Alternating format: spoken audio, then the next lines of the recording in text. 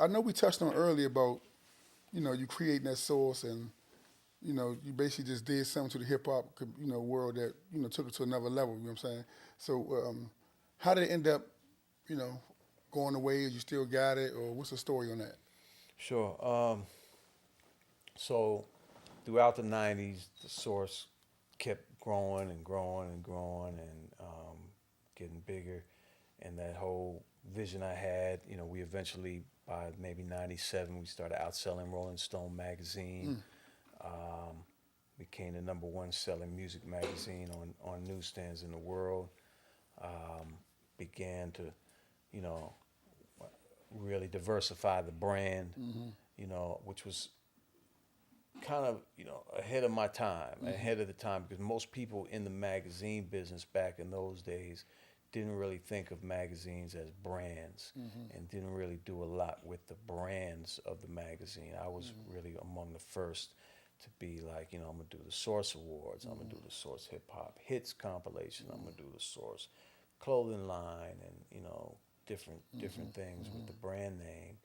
Um, but when the .com era really first took off, which was in late '90s, when it really exploded, and there was, you could probably remember every commercial on TV was for .com, this something something .com. I mean, any idea you GoDaddy. could think of was a .com, and people were throwing tens of millions of dollars behind these .coms, Mm-hmm. and so at that point, I saw like, wow, this is the future, and Mm-hmm. this is a way for me to take the Source brand and the relationship I've been building with an audience of, which was now, 9 million readers a month.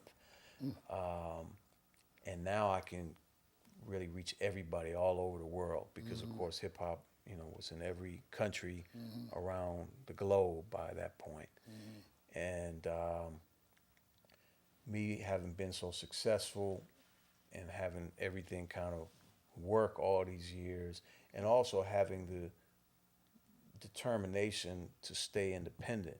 I really, that's one thing that differentiates me from a lot of the hip hop entrepreneurs that were my contemporaries in the '90s, mostly guys from the music industry. Some of the ones we've talked about already. They all had a major in, international music corporation funding them, Mm-hmm. putting up the money, Mm-hmm. being their backer. I never had that and never wanted that really. I Mm-hmm. wanted to stay fully independent and have control. My dream when I started the Source was I'm gonna take this $200, I'm gonna build $1 billion company, and I'm never gonna have to have any, That's a hell of a loans or flip. You start with 200. part. Lord, that's a hell And of I a was flip. doing it. I Right? was Yeah. doing it Yeah. by the late '90s. Mm. The Source was, was doing 30 some million dollars in revenue. Was valued at, $75 million, and I owned it 100%. 100%. Right. But I went and basically bet the farm on the internet Mm-hmm. because I found out I could take out a big loan against the magazine business as collateral, and went and got $12 million from a bank and used that money. Okay, I'm gonna open up Source.com, new offices, and I had, all these plans and visions and ideas of how we could build the .com, but we were too early. And if you recall, I mean, 99% of all those .coms that were on TV advertising with all these millions of dollars were wiped out, went out of Mm-hmm. business. Mm-hmm. Very few survived that first era from the late '90s to the early 2000s. Mm-hmm. So that was the first major setback Mm-hmm. um, that put me in a spot where eventually I would lose the company. I had to go and bring in private equity investors to kind of refinance the business. They helped me get another bank loan to pay off the Previous loan. the previous loan. They put money in, but I still thought I was going to be able to continue because I only had to sell 18% of the company. Mm-hmm. and so I still owned 82%. But again, I was very naive. I did go to Harvard, but I didn't go to business school. I didn't know about high finance and bank loans and private equity and all these things. And, they basically kind of set me up to take the company from me. Now, there was other factors in those last 4 or 5 years I was at the source. There was a lot of controversies and things that were going on. There was a FBI investigation into the source, myself, Benzino, that was taking place for many years that I believe had a lot to do with, interrupting our business and damaging the business. So all that stuff kind of compounded on top of this first big mistake with the loan and then the private equity fund. So even though I owned 82%, the deal was done in a way where if I defaulted on my bank loan, then they would have the ability to take over control of the board of the company and effectively take over control of the company. And I allowed that, clause into the deal because I was naive. I didn't think it would ever get to that. And You was betting on yourself. I'm a hustler, so I'm gonna make it happen. You know what I'm saying? Right. But not even looking at it. I mean, that story riveted on a lot of lanes. You know what I'm saying? So I definitely relate that. But you said something earlier about you keen on ownership, and that's what we be trying to teach the youngers today: ownership, right? And I'm pretty sure with your experience now, you got a plethora of information to being a businessman, from especially going through that. You know what I'm saying? So would you tell a young artist now that, because a lot of them run into that 360 deal, and I hear you talk about a lot of ownership. What would you tell an artist when it comes to that? Is it a good deal, or you? I mean, it's every situation is different, but I mean, I am someone that believes that we could and should have many more successful independent artists. The music industry going back, forever, but even back when we were talking about rock and roll and all the exploitation that went on, the music industry has always been kind of structured in a way to take advantage of the artists and to control the artists and kind of make them indebted to the labels. People may have heard the stories, about Prince and, his beef with the labels and other artists. Right. So, I think that the labels have found ways to at least make it seem like you can't be successful on your own, but they also have found ways to kind of manipulate and monopolize the system. They had amazing monopoly back in the day when radio was the most important thing. I mean, radio airwaves, which are publicly regulated FCC airwaves, have been bought and paid for by the music industry forever.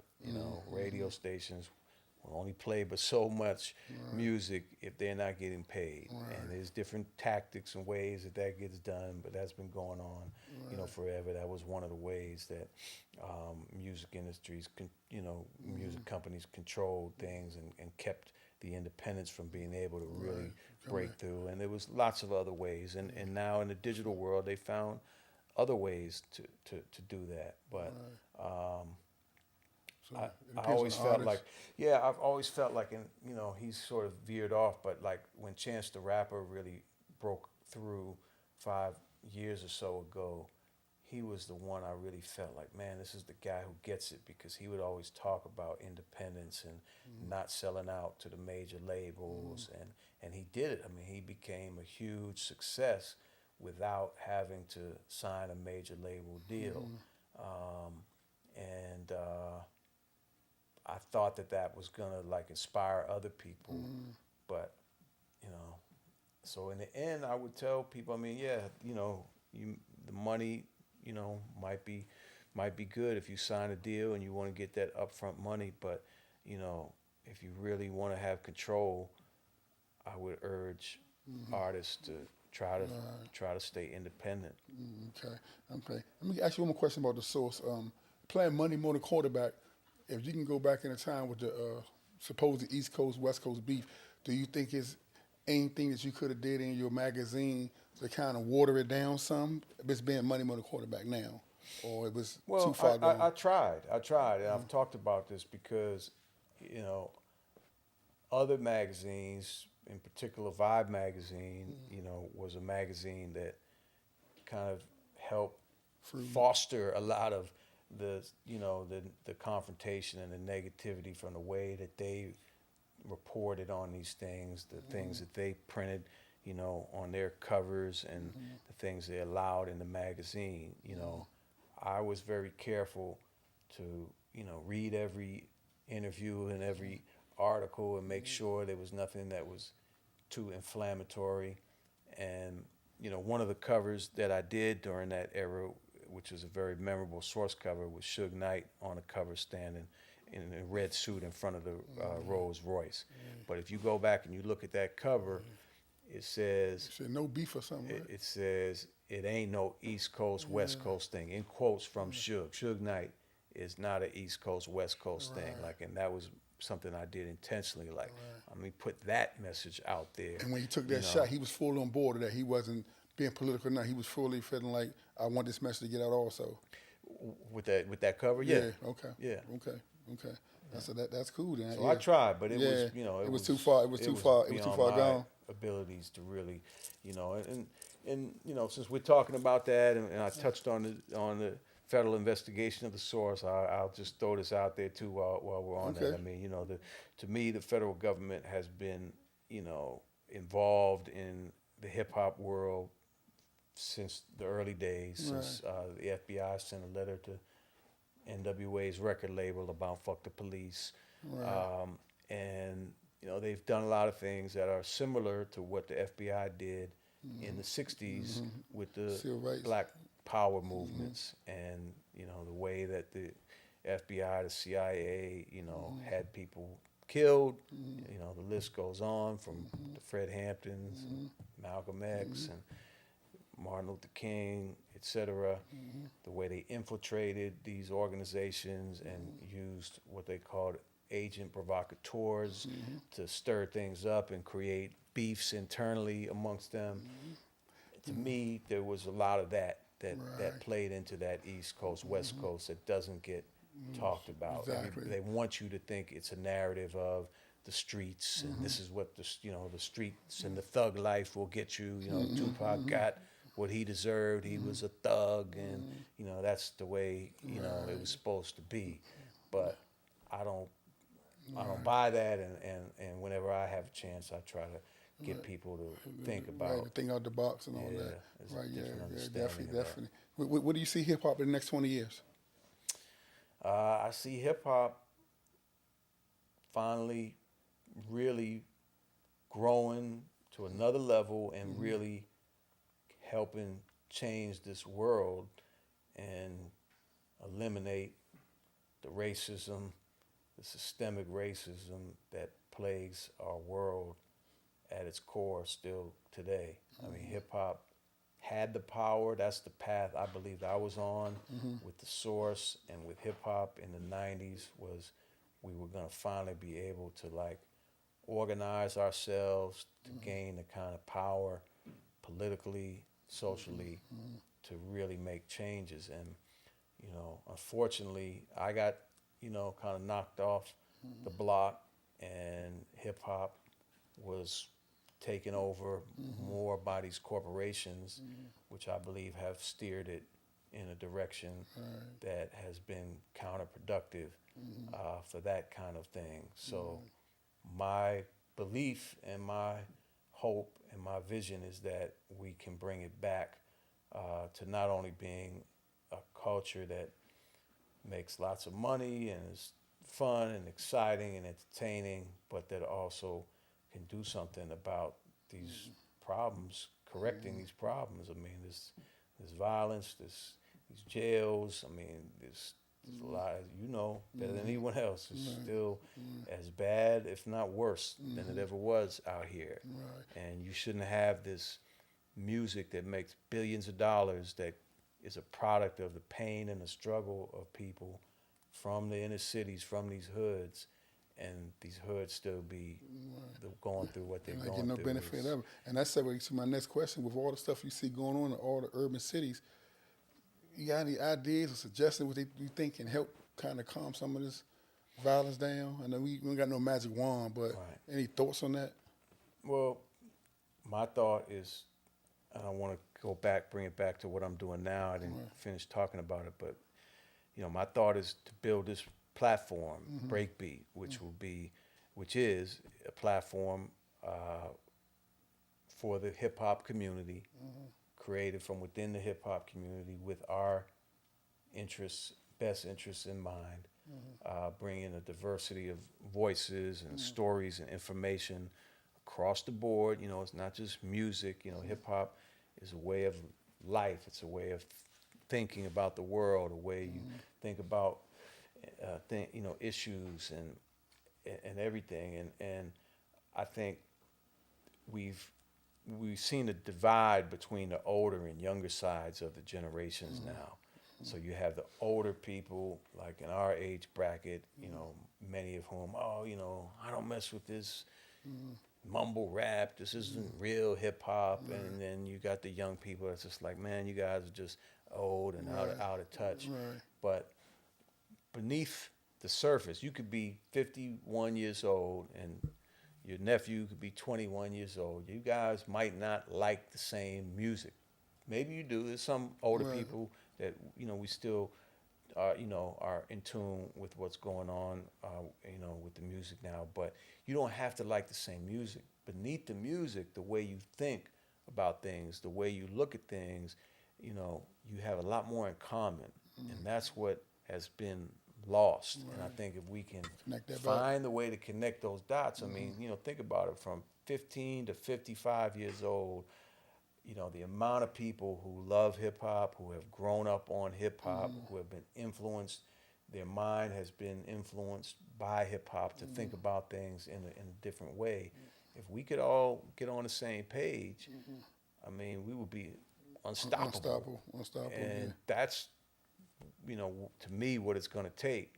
But you need a media voice, a platform that's going to have the kind of influence that the source once had, to bring the right information and the right perspectives and start to change the direction. So that's the thing I'm that focused you on. focus back on, Yeah. I got a segment in the show where I throw some names out, and I just ask you just give me whatever your thoughts is about them.